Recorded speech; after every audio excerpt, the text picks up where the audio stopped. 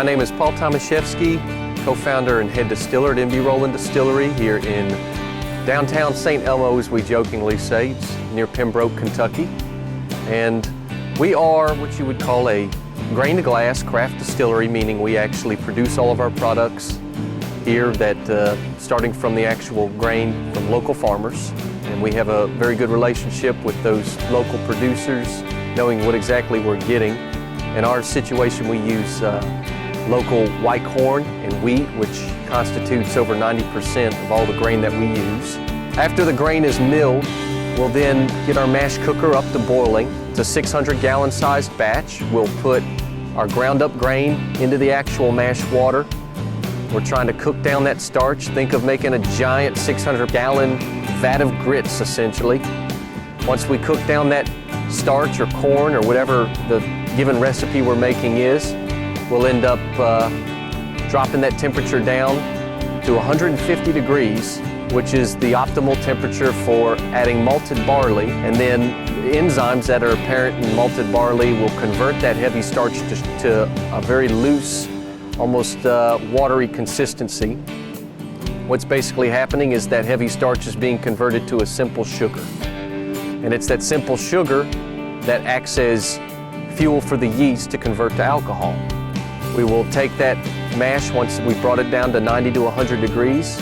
We'll pump it over to our fermentation room, which is climate controlled. We'll add the yeast, and the yeast will end up fermenting for 3 to 5 days and converting that sugar to alcohol to about a 10% distiller's beer is what we call it in the business. We'll then take that 600 gallons of mash and we'll pump it over to the stripping still. It will distill off in vapor form all of the alcohol and other flavor components as what we call in the business low wines. It's not finished product yet. We'll then take about 150, 200 gallons of low wines and then pump that into our spirit still. And that's where we actually turn the spirit into a finished product. When the spirit starts coming off the still, being that it's a pot still, we're able to select what portion of the run that we want to use for actual product. We use what we call the hearts. And then the hearts is what we end up filling barrels and using for our clear products here at the distillery. We'll run approximately 55 to 75 gallons of hearts on a given run, depending on the product. And the alcohol content coming off of the still will be anywhere between 110 to 130 proof. When the spirit enters the barrel, it then goes into our rick house for aging. We use a very unique type of barrel. The wood itself is seasoned for 2 years. It's known as air seasoned versus kiln dried.